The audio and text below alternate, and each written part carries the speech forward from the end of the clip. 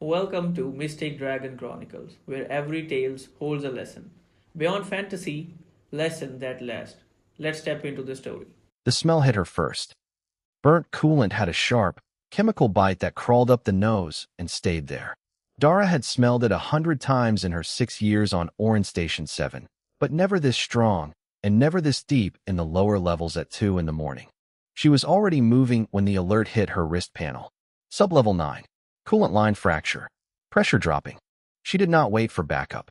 Backup was 40 minutes away, and the station's life support ran through that same pipe network. So she grabbed her kit, pulled on her suit, and took the maintenance ladder down 7 floors in the dark. Sublevel 9 was not a place people visited. It was a place machines lived, old ones, loud ones, the kind that ran without needing to be watched. The walls were close and the lights were dim yellow, and the floor was always a little wet for reasons nobody had fully explained. Dara found the fracture on the third pipe from the left. A clean split, maybe 4 inches long, hissing pale vapor into the already bad air. She pulled out her seal kit and got to work, flat on her back under the pipe, hands moving from memory. She was maybe 5 minutes in when she heard something shift in the corner. She went still. Stations had rats, not earth rats, but small scavenger creatures from the Velhari trade ships that had made themselves comfortable in the lower levels years ago. She had seen them before. She was not afraid of them. But the sound was not a rat. It was a low, warm sound, almost like breathing but slower, like something very small trying to be very quiet and not entirely succeeding. Dara tilted her head without moving the rest of her body. In the far corner, where 2 warm conduit pipes crossed close to the floor, something was curled up against the heat. It was small, smaller than she expected, and the dim light caught the edges of it in a way that made her breath catch. Scales, pale gold and silver, the kind of colors that looked like they belonged in old paintings rather than in a maintenance sublevel. 2 wings folded tight against a small back. A tail curled neat around tiny clawed feet. Eyes, large and luminescent, catching the yellow light and turning it into something else entirely, watching her with total calm. A dragon. A baby one. A kindling. Dara had seen pictures. Everyone had seen pictures.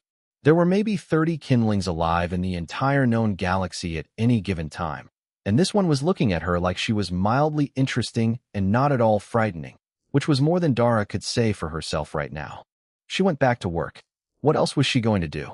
Her suit oxygen was reading 80%. Plenty of time. Okay, she said, because talking while working was a habit she'd had since her first posting, and she wasn't going to break it now. You're not supposed to be down here. I'm not going to ask how you got here, because honestly that feels like a problem for someone with a higher pay grade. The kindling made no sound. Just watched. The seal was taking longer than expected.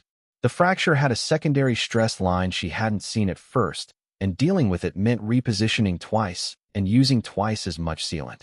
Her oxygen ticked to 60%, then 50. She noticed it around 40. That's not right, she said, checking the gauge on her wrist.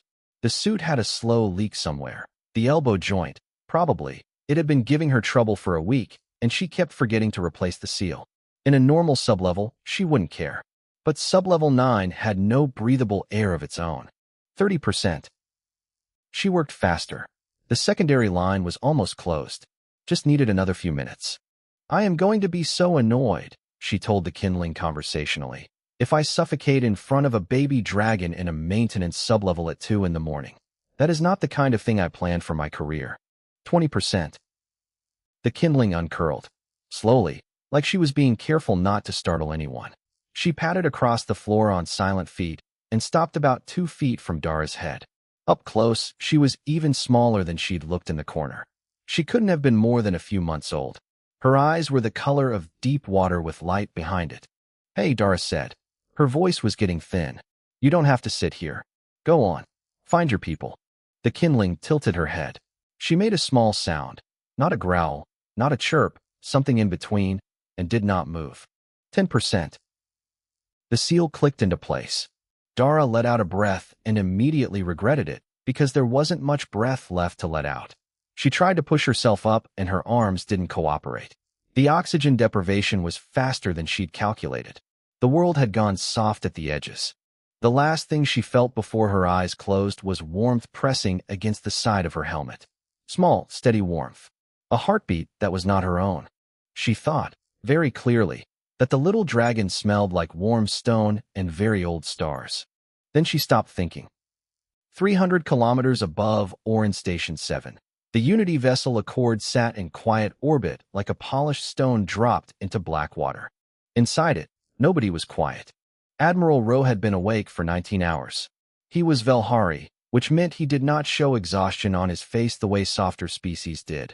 No bags under the eyes, no slump in the shoulders, but his mandibles were clicking in a rhythm that his staff had learned to recognize as controlled fury. He stood in the center of the diplomatic bay and stared at the empty sleeping platform where a kindling had been resting 8 hours ago. The platform was padded with thermal silk. The temperature was calibrated to 31 degrees, which was optimal for a dragon of Solon's age. There was water. There was the specific mineral-rich food that kindlings required. There was a soft light designed to mimic the bioluminescent caves where most dragons chose to raise their young. There was no dragon. Surveillance, Rose said. Nothing, Admiral. His aide, a young Velhari named Oris, kept his own mandibles very still. She dampened the sensors before she left. We have approximately 4 minutes of footage from 2 nights ago showing her apparently sleeping, and then nothing. She appears to have been gone for most of the last 2 nights. Appears to have been, Rowe repeated. Yes, sir.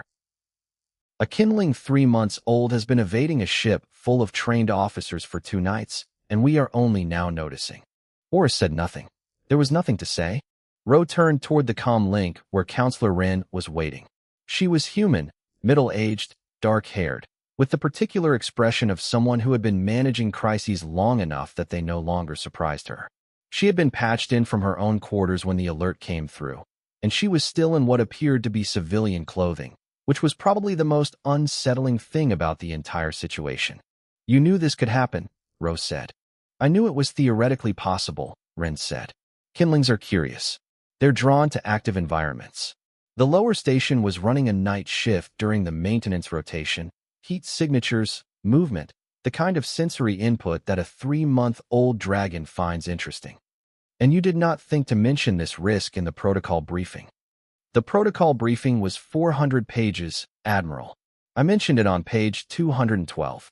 Rose's mandibles clicked twice. What happens if she has formed a pre-bond connection? Wren was quiet for exactly 2 seconds. That was long enough for Rowe to understand that the question was more serious than he had made it sound. A kindling who forms a pre-bond connection with a living being, Wren said carefully, becomes biologically compelled to protect that being at all costs. It is not a choice. It is written into their genetics going back further than we can trace. The compulsion escalates the longer the connection holds. And the final form of that protection is called the last breath. She said it plainly. The kindling breathes directly into a dying being's respiratory system. It transfers the dragon's own life energy. It stabilizes the other creature. A pause. It kills the kindling. Rose stood very still. There are currently 31 kindlings alive in the known galaxy. 31, Wren agreed. Solon is the first kindling born to the Orin bloodline in 60 years. I'm aware. And you are telling me that if she has formed this connection with someone on that station, the biology will drive her to. A second alert came through. Station medical. Sublevel 9. 1 crew member down, oxygen depletion, unconscious. Secondary heat signature present and unidentified. Rowe and Wren looked at each other through the comlink screen. Who is the crew member? Rowe said. Oris pulled the record. Marine engineer. Name is Dara. Assigned to the station 6 years. Night shift rotation, solo. She was alone down there. Yes, sir. Rowe turned to give the order for emergency transport. He told himself, as he moved, that his priority was the kindling. That was the logical position. Solon was irreplaceable, a dragon born of a bloodline that had almost gone extinct, carrying genetic material that no breeding program could reproduce, precious in ways that a single human engineer simply was not. He believed this. He was almost certain he believed this. He gave the transport order and did not include a qualifier about which of the 2 lives in sublevel 9 he was rushing toward. He told himself that was just efficiency. Behind him, Wren was already pulling up the emergency medical files for both human oxygen deprivation and kindling biological trauma, reading both with equal speed, and she did not comment on what order Ro had given. She was good at her job. The transport dropped toward Orin Station 7 through the dark between stars, moving as fast as it legally could, and neither of them said out loud what they both understood, that if the connection had already formed, and if Solon had already found a reason to make the choice, they might already be too late to change anything at all. The dark in Sublevel 9 was the kind that had weight to it, not the clean dark of space, which at least had stars in it. This was the dark of a sealed room with bad air and machines that had stopped pretending to be friendly. The yellow emergency strip along the base of the wall gave just enough light to see shapes, but not enough to make them feel like anything good. Dara came back to consciousness the way a person does when their body is not ready for it. Slow, reluctant, each breath a small argument. Her visor had fogged on the inside. Her fingers were numb. For a moment she did not know where she was, and then the smell reminded her, and she almost wished it hadn't. Sublevel 9. Coolant fumes. Sealed in. Her oxygen gauge read 0, which meant she was breathing, which meant there was something to breathe, which did not make sense. She tried to sit up and managed about halfway before the ceiling swam, and she decided staying low was a reasonable life choice. She turned her head. Solon was still there. The little dragon had not left. She was standing now instead of curled up, and she was pacing, a short, tight back and forth across about 2 feet of floor, the way young animals pace when something is wrong and they don't have the words for it. Her wings kept half opening and folding back down. Her tail moved in short, anxious sweeps. "Hey," Dara said. Her voice came out rougher than she expected. "Hey, I'm awake. You can stop." Solon stopped. She turned. Her eyes found Dara's face through the fogged visor, and she made a sound that wasn't quite a sound. More of a vibration in the air, the kind you feel in your chest before you hear it. Dara's brain was still running slow. She looked at the oxygen gauge again. 0. She looked at her visor. There was a hairline crack along the lower seal. The elbow joint had been leaking, but the visor seal had been fine, or she had thought it was fine, but apparently it wasn't. There was a gap the width of a thread. A gap just large enough, she realized, for air to pass through if something had breathed it directly against the glass. She looked at Solon. Solon looked back at her. "No," Dara said. The dragon tilted her head. Her eyes were very bright in the poor light. "No, you didn't," Dara stopped. She checked the air around her. The fog in her visor was clearing slowly, not from her breath alone, but from something else. The air in the sublevel itself was different. Warmer. It had a quality she couldn't name, something between clean and ancient, the way she imagined the inside of a mountain might smell if a mountain could be warm. Dragon breath. Solon had breathed into the sealed space. She had not breathed on Dara directly. The crack in the visor was too small for that, but she had filled the room. She had turned a room with no oxygen into a room with enough. And now she was standing very still, and the pacing had stopped, and the wing opening had stopped, and she looked smaller, somehow. The same size, but less bright. Like a lantern that had given most of its oil. "Hey," Dara said, and her voice came out completely different this time. Softer and lower. The voice she used when something was wrong, and she didn't want to make it worse. "Hey, come here." Solon walked over and sat down next to her.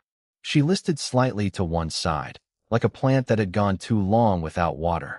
Dara put her hand on the dragon's side, right over where she guessed the ribcage would be, and felt the heartbeat. It was there. It was slow and uneven, but it was there. "Okay," Dara said. "Okay. You're okay. You're still here." She didn't know if that was true. She didn't know anything about dragon biology, about what giving breath meant to a kindling, about what it cost. But Solon was still breathing and still warm, and her eyes were still open, and that had to count for something. Dara kept her hand on the dragon's side and kept talking, low and steady, the same way she talked while fixing the pipe. She talked about the repair and whether it would hold. She talked about how she really needed to fix her suit before the next shift. She talked about nothing. She just talked, because Solon's breathing seemed to slow down a little when she did, and if that was helping, then she was going to keep doing it. She did not know how long they sat there. When the hatch above them blew open, emergency release, loud as a gunshot in the small space. She felt Solon flinch and put her hand more firmly against the dragon's side, steady and calm. Light poured in from above. Voices. Boots on the ladder. Ro came down first because he was Ro and he did not send people ahead of him into uncertain situations. He hit the floor and turned and looked at the two of them, the human sitting against the wall with her hand on a motionless dragon, both of them looking up at him with the same steady expression, and he stopped. Just stopped, like someone had taken the words right out of him. Behind him, Ren came down the ladder and stopped too. Nobody spoke. The machines hummed. The warm, strange air of Sublevel 9 sat around all of them like something that had decided to stay. Dara looked up at the Admiral of the Oran Defense Fleet and said, "She needs a medic. Can you do that first, please?" It was not a question. The station medical bay had 6 beds, 2 functioning diagnostic units, and absolutely no information in its database about treating a kindling. Dr. Fenn, the station's only physician, was a calm man in most circumstances. He had treated coolant burns, broken bones, 3 cases of Velhari fever, and once a crew member who had somehow managed to staple their own hand to a cargo manifest. He was not calm now. He stood in front of Solon's platform with his scanner held at a distance that suggested he was not confident the scanner would be useful, but felt better holding it anyway. "Her breathing is irregular," he told Ro, who was standing in the doorway. "Heart rate is. I don't actually have a baseline for this species at this age, so I can't tell you if what I'm reading is dangerous or normal. I don't want to administer anything because I don't know what her biology will do with it. So my plan is to keep her warm and not touch her and hope." "That is your medical plan," Rose said. "That is my medical plan," Finn agreed, with the dignity of a man who knew he was right. In the next bed, Dara was sitting up, connected to an oxygen line she had stopped needing about an hour ago, but that nobody had gotten around to removing. She had pulled the 4-pole to the end of its reach so she could sit at the foot of her bed, which put her about 4 feet from Solon's platform. She was watching the dragon the way a person watches something they're not willing to look away from. 3 nurses had tried to move her back to the head of the bed. All 3 had given up. The station's chief of security had come in to suggest she move to a separate room for observation and had left without making that suggestion out loud, because something about the way Dara was sitting made it clear that suggestion was going to get exactly nowhere. Rose stepped fully into the bay and stood beside Solon's platform. He looked at the kindling for a long moment. She was breathing, slowly, with long pauses between each breath that made everyone in the room hold their own, but breathing. Her scales had gone a little dull, the gold and silver muted like a light behind glass. Her eyes were closed. "She should not be alive," Rose said. "Not cruelly, just as a fact." "I noticed," Dara said. "The last breath has been documented 47 times in recorded history. In 47 cases, the kindling did not survive it. It is not a survivable act." He paused. "She is surviving it." "Yeah." Ro looked at Dara with an expression that on a Velhari face meant something close to reluctant curiosity. "What did you do?" "I fixed a coolant pipe. I ran out of air. I talked to her while it happened." Dara shrugged one shoulder. "That's it. You talked to her." "I was going to pass out. Talking kept me steady." Ro was quiet for a moment. Then he turned and walked back to the doorway and spoke quietly to Oris. Ren appeared from the hallway and came to stand beside Dara's bed. She looked tired in the specific way people looked tired when they had been managing a crisis and the crisis had changed shape on them, and they were still catching up. "I've reached out to the Elder Network," Ren said. "There's one who's responded. Goes by Old Dusk. He's very old. Old enough that his signal comes through as vibration rather than voice. So we need the low-frequency comm system, which this station does have in storage for geological surveys." "What did he say?" Dara asked. "He asked one question. Whether you spoke to her before she breathed." Dara looked at Ren. "Yeah. I talked the whole time I was working. I kept talking after I figured out the oxygen was a problem." "He's going to call back." Ren pulled up a chair and sat down beside Dara's bed, which was either a diplomatic gesture or a sign that her legs were tired. Probably both. "While we wait, can I ask what you talked about?" Dara thought about it. "The repair. My suit's seal. How annoyed I was going to be if I died in a maintenance sublevel." She paused. "I told her to go find her people. She didn't." Ren nodded slowly. She did not say anything. The low-frequency comm unit was a rectangular box the size of a suitcase that 2 crew members carried in and plugged into the wall beside the window. When it activated, the sound it made was less like a voice and more like the station had developed a very slow, very deep heartbeat from somewhere outside. Old Dusk spoke in a language that the universal translator had a 4-second lag on, and even then the words came out a little rough, like they had been worn smooth on one side and left sharp on the other. He said, "The child was heard. She did not breathe because the biology forced her. She breathed because she chose to. The biology follows the choice, not the other way." Nobody in the medical bay moved. When the gift is given freely, the old voice continued, something in the breath stays. It is not lost. It returns. A pause that lasted a long time. In 40,000 years, the conditions have never been met. A kindling must be heard, truly heard, before the choice is possible. That requires a being who speaks to a kindling as though the kindling matters, without needing anything in return.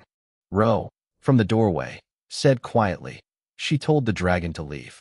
She tried to push her away. "Yes," Old Dusk said. "That is the condition. The gift was for the kindling's sake, not the giver's." On her platform, Solon's breathing deepened. Slowly, like something easing. Her scales brightened by a small degree. Just a little, just enough to notice. Dara let out a breath she had been holding for a long time. She did not say anything. She just reached out and rested her hand on the edge of the platform, close enough that if Solon moved in her sleep, she would feel it. Nobody tried to move her back to the head of the bed again. It took 6 hours for the story to reach the outer relay stations. It took 9 for it to reach the Galactic Unity Council's central broadcast network. It took 11 for it to cause a formal incident between 3 governments who had been looking for a reason to disagree with each other about humanity and had finally found one that felt clean.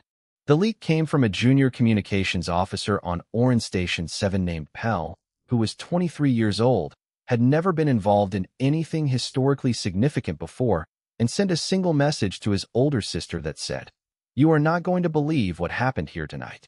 His sister worked for a freelance news service in the Orin cluster's 3rd ring, and she had better judgment about what was a story than Pell did, and within 4 hours the full sequence of events, the maintenance emergency, the kindling, the last breath, the impossible survival, was sitting in the inbox of every major outlet in the connected systems.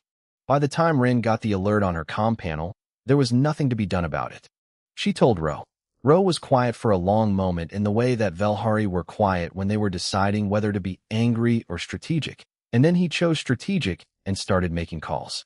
The Galactic Unity Council convened an emergency session that afternoon.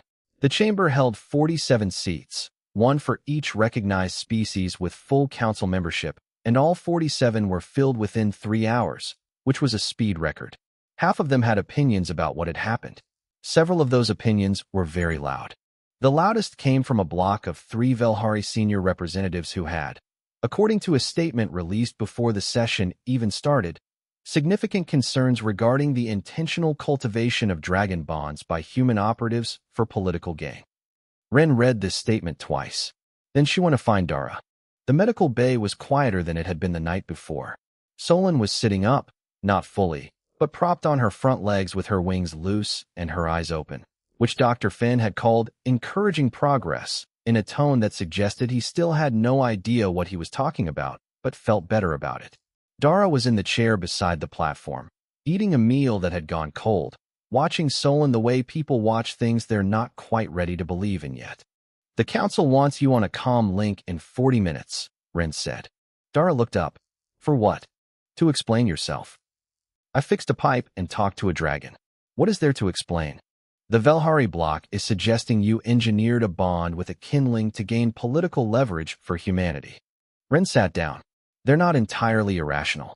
Humans have a history of pressing advantages in unexpected places." "I didn't know she was there until I'd already been working for 5 minutes, Dara said. "I didn't know anything about kindling bonds. I didn't know what the last breath was. I thought she was just lost or curious or something. I tried to make her leave." "I know," Ren said. "Tell them that." The comm link was set up in the station's main meeting room, which had a long table and a wall screen and no good natural lighting. Dara sat at the end of the table in her off-duty clothes because nobody had brought her anything better and she had refused to conduct a council hearing in a medical gown. 47 small screens arranged in a grid. 47 faces looking at her with varying degrees of skepticism, curiosity, and in one case what appeared to be fascination barely being held in check. A Velhari senior representative named Kale spoke first, long and formally, covering the political concerns, the precedent being set, the unresolved questions around what humanity now represented in relation to dragon lineage. When he finished, the council chair turned to Dara and asked her to respond. Dara was quiet for a second. Then she said, "I was alone in a maintenance sublevel at 2 in the morning running out of air. A baby dragon was in the corner watching me. I talked to her because talking kept me steady and I didn't want her to be scared if things went wrong. That's it. That's the whole thing," Kale said. "And you expect the council to believe there was no calculation in that?" "There was no oxygen left for calculation," Dara said. "I told her to leave. She didn't. She made her own choice." A pause. "She's 3 months old and she made a better decision than the one you're making right now, which is trying to turn a baby dragon's kindness into a conspiracy." The chamber was very quiet. On the audio feed, patched in through the low-frequency comm unit from wherever in the galaxy old dusk was resting, there came a sound like deep bedrock shifting. It took a moment for anyone to recognize it as laughter. "There it is," the old dragon said. "That is the quality." On screen, Kale opened his mouth. He closed it again. 2 rows over, a Keth representative leaned toward her screen with undisguised interest. In the back corner, one of the human representatives had his face entirely still in the specific way humans went still when they were trying very hard not to smile. Ro, standing off screen, withdrew the Velhari block's formal accusation in a quiet transmission to the chair. He did not make a speech about it. He just did it and moved on. The session ended 90 minutes later without a resolution, a formal censure, or a precedent-setting ruling, which meant it ended better than most emergency sessions. Dara walked back to the medical bay. Solon was sitting fully upright when she got there. The gold and silver of her scales were bright again, brighter than before, maybe that was just the lighting. She looked at Dara when she came in and made her small resonant sound, the one that sat in the chest. Dara pulled her chair back to its position beside the platform and sat down. "They're going to be writing reports about you for years," she told the dragon. Solon blinked once, slowly, in the particular way that Dara was beginning to understand meant something. She just didn't know what yet. "Yeah," Dara said. "Me neither." 6 weeks later, the paperwork was still a problem. Nobody in the Galactic Unity Council's legal framework had ever needed to define what a human and a dragon were to each other when neither of them was a citizen of the other species. Neither had undergone a formal bonding ceremony, and the biological event that connected them was something that had not happened in 40,000 years and for which there was exactly one source of documentation. That source being a very old dragon who communicated in low-frequency vibration and was not interested in filling out forms. The term Old Dusk had given them was witnessed kin. It existed in the oldest dragon oral records as a concept, but had never required a legal definition before because nobody had ever actually been one. There was no treaty framework for it. There was no housing classification, no diplomatic standing, no travel documentation that covered a kindling traveling with a human engineer on a standard crew rotation. Ren had 3 staff members working on it full-time. She was not optimistic about the timeline. Dara was not thinking about the paperwork. She was thinking about whether the atmospheric pressure differential between sections 4 and 7 of the new joint research outpost was going to cause a problem with the ventilation manifold, because she had been assigned to the outpost 2 weeks ago, and the manifold had been giving her bad readings since day 1, and she was starting to suspect the previous engineer had made a shortcut. She was going to have to undo 6 layers deep. The outpost was called Orenreach. It was newer than Station 7, cleaner, with proper lighting and a medical bay that had more than 6 beds. It sat at the edge of the cluster where the Velhari administrative zone met the human colonial territory, which meant it was diplomatically significant and practically inconvenient for everyone, which was fairly standard for joint projects. Solon had grown. Not dramatically. She was still small enough to curl up on Dara's workbench without knocking anything off, if she was careful, which she sometimes was. But there was a quality to her now that hadn't been there before the sublevel. She seemed more settled in her own skin. Her eyes were steadier. When strangers came too close, she did not flinch the way young kindlings apparently usually did. She just looked at them with calm interest until they decided to be calm too, which they always eventually did, because there was something about being looked at by Solon that made being anxious feel like too much effort. Old Dusk had sent a message through Ren. Kindlings who survive the last breath always grow faster in the weeks after. Not in size, necessarily. In presence. In the sense they had of their own place in the world. He did not know the mechanism. He had a theory that it was because something in them had been answered. Ro visited on a Thursday. He came without staff, which was unprecedented, and he came to the engineering section, which was more unprecedented, and he stood in the doorway of the manifold room where Dara was elbow-deep in a secondary housing unit and said, "I have 10 minutes." "Okay," Dara said, not looking up. He came in and stood with his hands behind his back, which was the Velhari equivalent of standing informally, which was the closest they got to relaxed. He was quiet for a moment in a way that meant he was choosing words with care. "My initial assessment of you," he said, "was built on a model of humanity I had constructed from historical records, incident reports, and political briefings. That model predicted a range of human behaviors with reasonable accuracy in most of the situations I had previously encountered." "But," Dara said, "the model did not predict Sublevel 9. He paused. "I have revised it." Dara pulled her arm out of the housing unit and sat up. She looked at him. "My model of Velhari was also pretty bad," she said. "I thought you were going to be more formal. About all of it." "I am formal," Rose said. "You came to an engineering room alone on a Thursday." He considered this. "I am formal in the correct contexts," he said, which was about as close to a concession as Dara suspected he ever got. Solon padded in from the side corridor, which she had been exploring. She looked at Ro. Ro looked at her. She sat down beside Dara and made her resonant hum. Just once, brief, like a word in a language nobody had translated yet. Ro's mandibles did something that Dara was still learning to read. She thought it might be the Velhari equivalent of being moved against your will. He left after 8 minutes, not 10, which Dara figured probably meant he was thinking about something and wanted to do it privately. She understood that. She went back to the manifold. Solon settled on the workbench with her tail curled around the edge and watched. Her eyes caught the overhead light and turned it warm. Dara talked while she worked. She always talked while she worked. She explained the pressure differential and the likely cause and her plan for fixing it. And then she started talking about something else, and then something else after that, and none of it was important or profound, just the plain, steady sound of a person thinking out loud about the work in front of them. Solon hummed when something seemed interesting to her. Somewhere in the galaxy, in 47 different locations, give or take, scholars and biologists and political analysts were writing reports about what had happened in Sublevel 9, about the nature of witnessed kin, about what humanity represented, and what the implications were, and what frameworks needed to be revised, and how to categorize what was fundamentally uncategorizable. None of them got it right. None of them had been there for the part with the wrench and the warm conduit pipe and the bad yellow light, and a person running out of air who decided the decent thing to do was talk to the frightened little creature in the corner like she was worth talking to. The manifold, it turned out, had been shimmed wrong 3 layers down exactly as Dara had suspected. She fixed it. She told Solon about it as she went. Solon listened to every word.